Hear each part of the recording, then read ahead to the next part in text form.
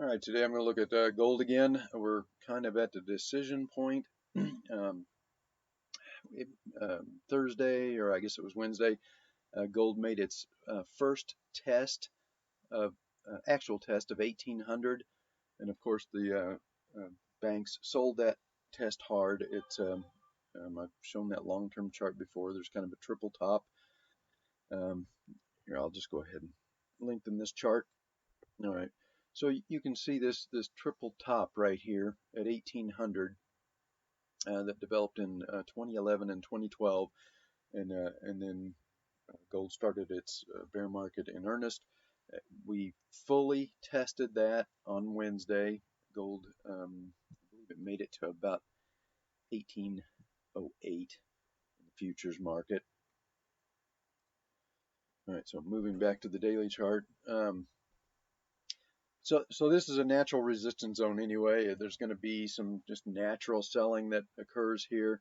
Anybody that has been long, say from this first test here, waiting for that full test of 1800, got it on Wednesday. Um, so just natural profit taking, and then as well, the banks are going to throw a lot of short contracts at the market here to prevent gold from trying to get above 1800. They're going to try and keep this pin below it. So we're at a decision point. There's definitely been, um, I think, probably a consortium of hedge funds that are fighting the bullion banks. They um, no longer do these pre-market attacks. Very often they get negated and reversed.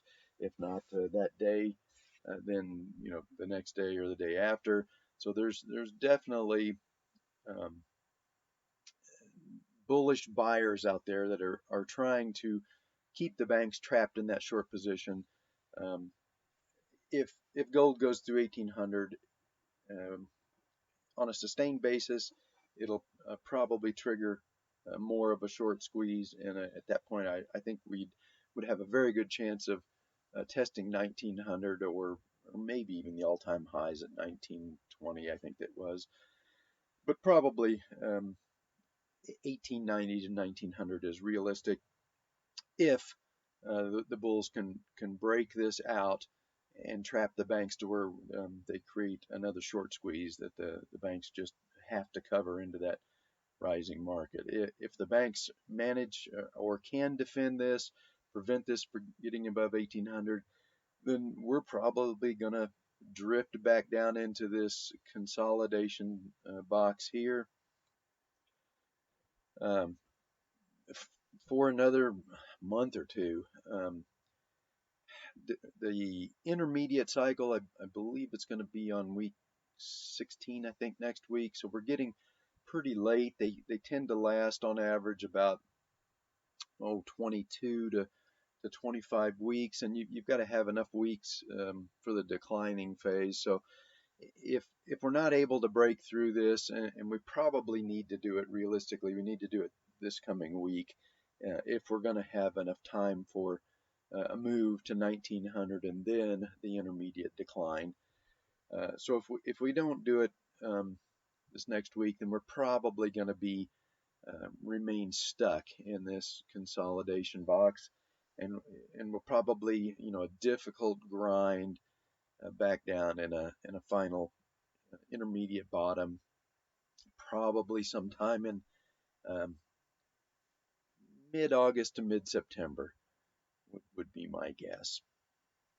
And I would say technically we should have a failed daily cycle for an intermediate cycle low, so we would probably need to break below this June low, but I think it would only be marginally. I don't think we're going to get our typical, really scary bloodbath phase type intermediate cycle low. Um, Definitely not during this uh, intermediate decline whenever it comes, and maybe not for a while. I think fundamentals are now just too strong, and I don't think the banks are going to be able to manufacture those bloodbath phases anymore. So intermediate declines are probably going to play out um, kind of typical as how the last two have played out. Let me widen the chart again. All right, so you can kind of see here, this was the last intermediate decline and another one here, and they've been more more or less sideways consolidations with very little give back from the intermediate high to the intermediate bottom. And I suspect this would be very similar, just probably not going to give back a whole lot, but it just these are just very frustrating. They accomplish the same thing. They kick everybody off and they get everybody bearish, but they do it without the big scary decline. So I don't really think we're going to see one of these. This was the last intermediate decline. This came during the when the stock market was putting in its 4-year cycle low, and it infected everything, took everything down with it, and that was included gold here in that final little collapse.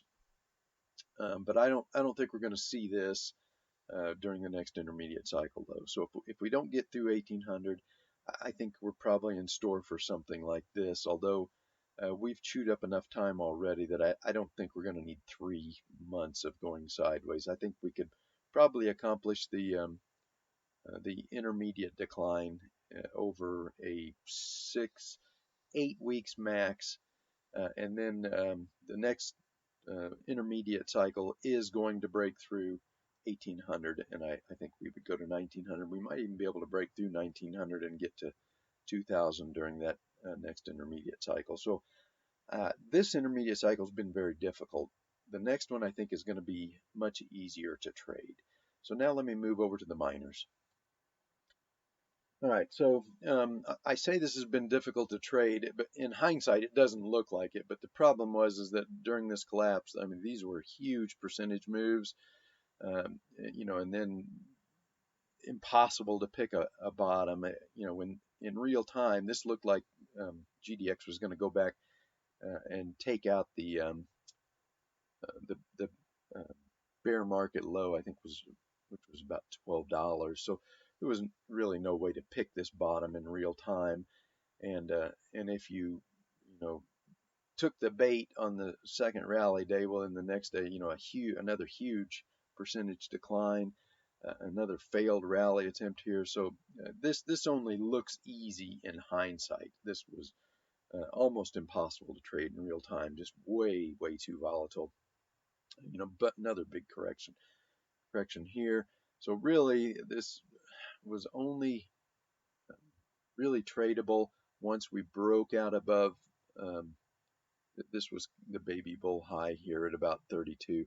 Once this broke out above the baby bull high, that's where it became tradable. But again, it was very difficult because the breakout only lasted 2 days, and the second day was a reversal, and then we sell off into this, and then this was very choppy, and then here when you break out on this one, and it only lasts 3 days, and then we start this multi-week decline. So uh, again, this only looks easy in hindsight. In real time, this was extremely difficult to trade. So here's one of the problems I have. Um, Gold has made a higher high. It briefly poked above 1800, and the miners have not. We've got potentially a double top here. I've seen this happen before when you get this divergence in the miners. It can sometimes be a warning sign that we're about to form an intermediate top. So I I wouldn't be jumping on board here anticipating a breakout. I think I'd have to wait for the breakout. Um, Make sure that gold closes above 1800 in probably more than just one day. And then if it does, then I think you could be safe in assuming that gold's probably going to go test 1900, and then you could get in and catch a piece of the rally as gold goes from 1800 to 1900. But right now, this is a warning sign.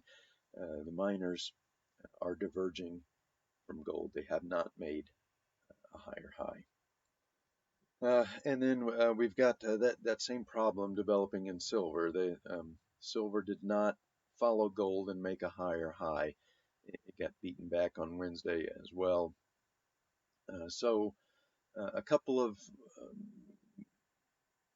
I would say, minor warning signs, and these will get corrected if gold can close above 1800. um, and then produce a sustained move, then silver and miners will correct this and they will make higher highs. But until we know for sure that, um, until gold actually does break out of that box, um, I think you just have to kind of be patient here and see what happens rather than try to anticipate. So for now, as long as we're in the box, I'm just treating this as a difficult sideways consolidation, not anything that you're probably not going to be able to make much money at in this kind of choppy environment. If we break out above this, then I think we're going to make a run to the all-time highs, or at least pretty close to 1900. Personally, I would take profits at about 1890 because very often, especially in the metals, they rallies come up a little short and catch the gold bugs holding a little too long. But if we can break out of this box, then I think we got to run to probably at least 1890.